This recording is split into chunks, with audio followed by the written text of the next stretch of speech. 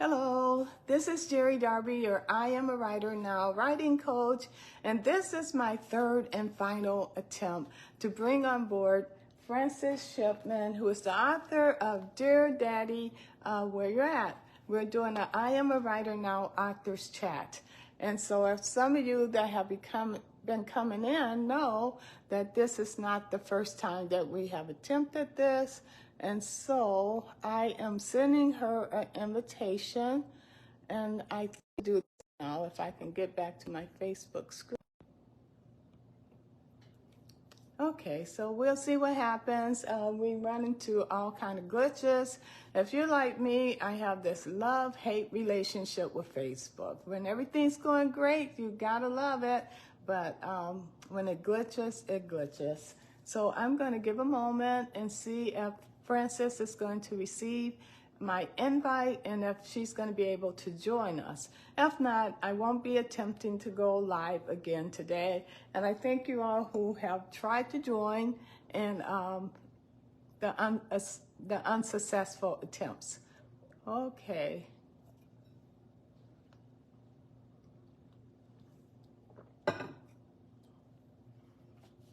Waiting. And so, okay, so if you haven't read this book, this is a very good book, and I really want Frances to tell you more about it. She wrote this with the input of women that had fathers absent in their early years. And so the title, Dear Daddy, Where Are You At? The Impact of an Absent Father. And we know that absent fathers are a big issue in our nation, in our country, and even in our day-to-day lives. Absent fathers are big issues. So this book will help to give men some insight. I'm going to try making sure my invite went through. Oh, okay, it says to add her. Okay, we'll see what happens. I'm getting the circle that she's being added, so we'll see what happens here. And hopefully, oh my God, Frances, you're here. Oh gosh, Oh this my is, God. I know, right? We deserve an ovation because Yes. we hung in there, we didn't give up. Okay, so here we go. So Frances, I was just talking about your book, but I really want you to share more about it. And to begin with, why don't you just tell us about yourself? Who is Frances Shipman? Well, good afternoon. My name No, is okay, Frances wait a minute, Shipman. wait. Okay, I ran into this before.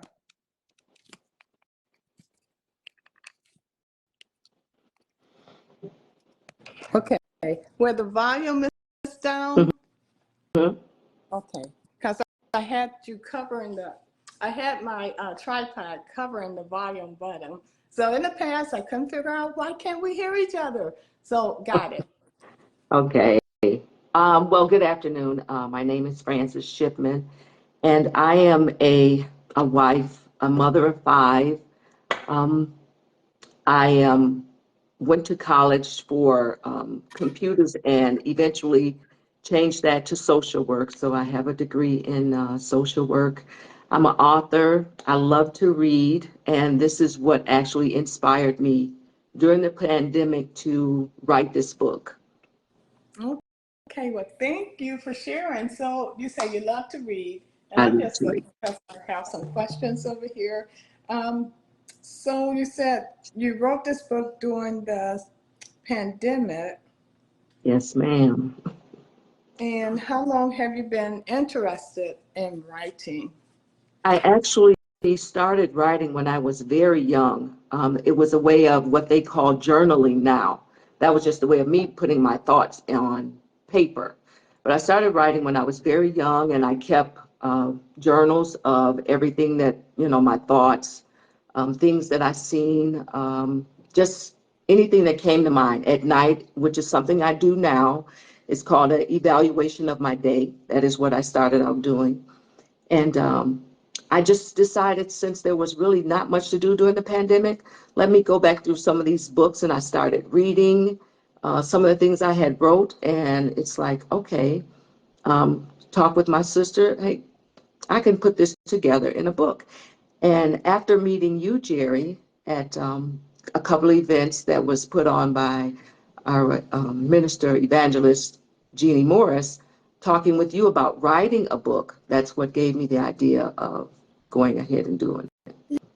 Yes, and I am so glad that we connected because this message needed to be distributed so that, Mhm. and it's done in an easy reading format, and it's done, with such emotion and such empathy and insight. So I think a lot of times fathers don't have a clue how women are impacted by their behaviors, their addictions, and their absence. But you painted such a clear picture, so I want to commend you. And I'm so honored that I had the opportunity to facilitate you with this project. Thank you.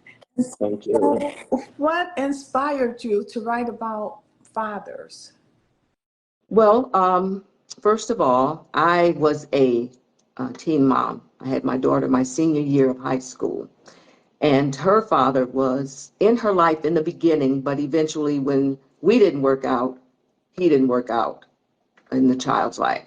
And so, after she gave birth to her daughter many years later, um, her father was not in her life. And watching the effects that it was having on her, it gave me more insight into not only is this happened here with me and now my daughter, but I wanted to let other fathers know this is some of the things that your daughters encounter when you're not present. And the book is not only for fathers. It says, Dear Daddy, where you at? But there's insight in there on even young men and the fathers, when you're not in your son's life, this is the activity that they display when dating young girls. This is for mothers who hold their children hostage to their fathers. This book is for everyone. It really is. And when you say that, it's not only for fathers, it's also for women that may be Hmm. prone to certain behaviors and not really understand that these behaviors are linked to an absent father. Yes, it Because is. the women in your stories describe accurately how they started doing certain things, and it's Yes, like it's rooted to my father being yes, it gone. is. Yeah, Yes, it is. you did a very good job of painting that picture. And so, how did you decide? In your book, the women that are in your book are given the names of precious gems. How Mhm. did you decide to go in that direction? Well, I was actually reading the Bible, and then I was in where they were talking about the different jaspers, the different names of stones in the Bible. And I thought about that because women are so precious. We are. And gems are the same way. And there's a process that these gems have to go through in order to come out as fine and delicate as they are. And this is the same way with women, as though, even though we may not look at it, there's a process in becoming a woman. And there's different stages that you have to go through. And this is what gems encounter as well. So I just put the little correlation together and decided I would use those names because we are so precious. We are a gift. And I decided to use those names that way. Oh, well, that's an awesome way to look at it. You Mhm, know, I I wear a ruby. mhm, I have a ruby, mhm, and what happened? That happens to be my birthstone, but that's not why. I never wore rings before until God gave me a reason to wear them, mhm, and so. I was in a battle for self-esteem and identity with Satan, toe to toe. And then when I finished, God said, "Go buy you a ruby, and every time you look at it, I want you to understand that your price is yet yes. far beyond ruby." Mhm, So God wants mhm, us to understand that we are precious. yes, So exactly. that was a great correlation. And so a lot of times when I follow up with authors and I ask them, have you been promoting your book? A lot of times I get the answers, no. They don't even have any on hand. Like if someone would walk up and say, can I buy your book? They don't even have Mhm, one. And I always tell authors, keep a copy of your book with you, carry them in your Mhm. car and your purse. Mhm. And so tell us what you have been doing with your book. Well, I do keep some in the car, and mainly because my church was very supportive when I wrote the book. And so been in the school district. My sister is a part of the school district, and they did a program for mothers with young children. And so they had me to speak there, and I spoke about my book there and interacted with some of them. And I did give some books away, and some books were purchased. And there's in the church, I'm in the Saginaw Valley District. So we do a lot of community outreach things. So I always have books to be able to um, distribute. And I just did a walkathon with our church, and I'm talking with some ladies. They wasn't even aware that I had wrote a book. So just that one-on-one communication and networking. Exactly. Yes. And Mhm. that's why I encourage authors, to talk about your books. And Mhm. it's not easy because a lot of us are introverts. Are Very. you an introvert? Yeah, me too. Yeah. And people don't believe me when I say I'm an introvert. And it's like, it's so challenging, even for me to be online, uh, to network. It Hmm. takes everything in me, and it leaves me drained. Yeah. And I understand that about authors, but if you want to sell your books or promote your message, Hmm. and that's what it's about for us, It is. because we are God's messengers. And Hmm. what he Yes, we has are. given me to know is that writing is the most important assignment in the world. And we are his Mhm. messengers. He's trusted us to get those messages out there. But if we just carry them in our trunk and never open our mouth, Talk about then people will never know. it. Hmm. Yeah, Yeah. yeah. And I am all about empowering women because I was a young girl and I had a very supportive family. But there are a lot of women who don't have that, and young girls. And throughout the book, there are women from young girls all the way up to, I believe I have to look back at my notes, the oldest was about 60, late 60s, who was still dealing with issues from father not being there. And so that's very passionate to me. And so I'm always talking about how God transformed my life and allowed me to be able to understand because my father was in the home, but there was a emotional disconnect. And so you find that not, it's very much so. And I found that out in talking with some of these women, that that's not uncommon because during that era of men, it was to work, provide for the family. It was the mother's job to do the nurturing and all of that. And so that I learned I couldn't hold him hostage for something that he wasn't equipped to be able to give me. So that's, Yes, I'm trying to get that message. that's a very good point. And another thing that God has helped me to understand is that when we write a book, there's people out there that need that message. And so, just like with your book, you have discovered that it's a benefit to young mothers, to the older mothers, to the Mhm. fathers. Mhm. And like you said, those issues are underlying, they're still there, even years later. Yeah. And it's a good way to bring them to the surface so people can deal with them. Yes. Yes. Yes. It is. Yes, it is. Mhm. And so you're a social worker. Where do you give that service at? Well, in all honesty, I got a degree when I was working. I worked in the plant and for General Motors, and so I went to school. They offered free education, so I got the degree. I never put it to work, um, not in an office within the field, but I never, went to an office or anything. I worked in the plant all these years. Yeah, So. yeah. But then, sometimes we operate in those callings, even though it's not in a formal way. Hmm. So, yeah, even promoting your book and ministering to people that are in need of that kind of healing is still social work. Exactly. And so, are you speaking? Are you accepting speaking engagements for your book? I actually will be traveling to Atlanta for a reading jubilee that they offer down there. So I am going to be meeting with a lady there about this summer reading thing that they do. Yes. Awesome. So I will Do you be have taking your books and book? all that with me. Okay, and do you have your book to share and show? When I go, No, no. oh, oh, don't make me move this Oh, camera. that's okay. I'll show it. Yeah. Okay, this is a copy of Dear Daddy, Where You At? And it's Mhm. available on Amazon. I don't know, do you have any other ways for people to get your book? Um, no, it's on Amazon, other than I do have books at home. I make sure I keep books at home and in the car. So you And people so can there you can inbox go to, you. yes, I have an email and phone number as well where I can be reached for. Okay, why don't you share your email? My email is fshipman16@gmail.com. Okay, and then Yes, later also put it in the yes, comments. I will.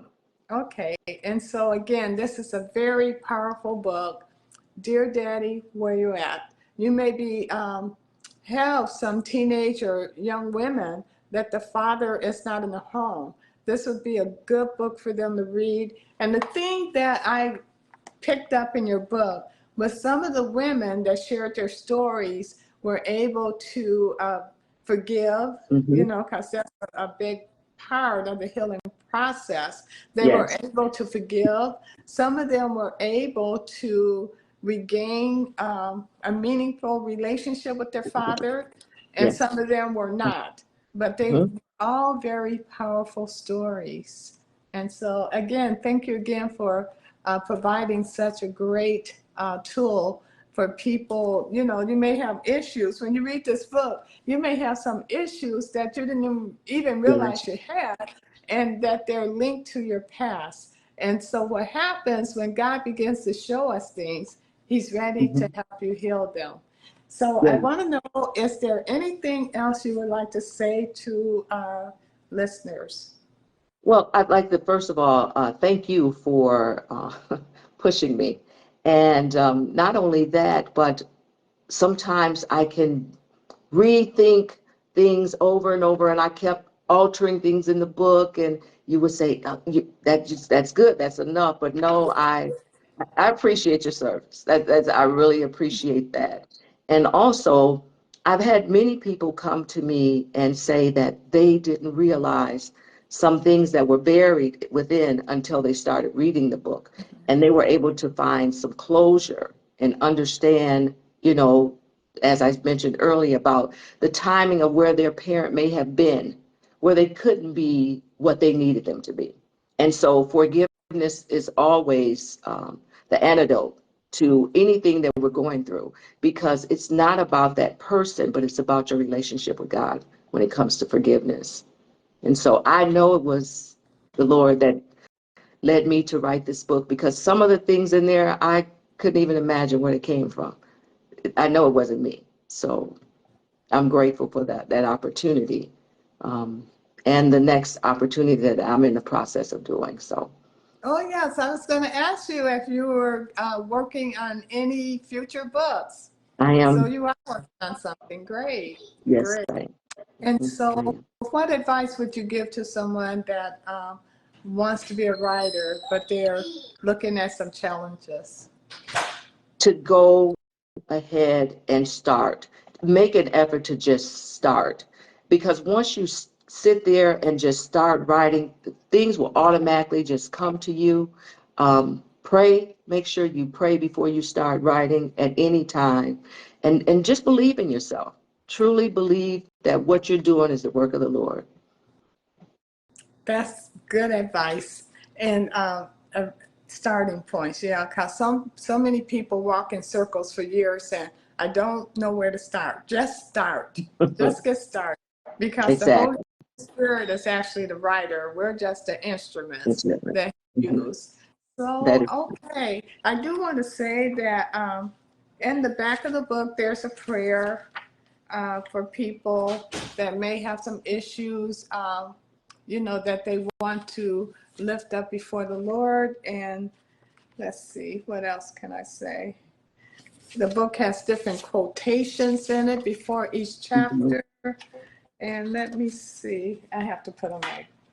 Oh, okay. The chapters are named by the precious gems. And as you go through and read each of their stories, it'll go into detail about what issues they faced during their childhood.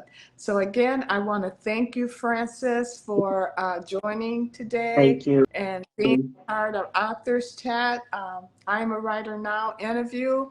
You did an amazing job, and we had to some hurdles to get here, but Yes. we did it. Thank you, Jeri. All Thank right, you. I you appreciate you. have a great day, okay? I will, you too. And thank you, audience. Thank you.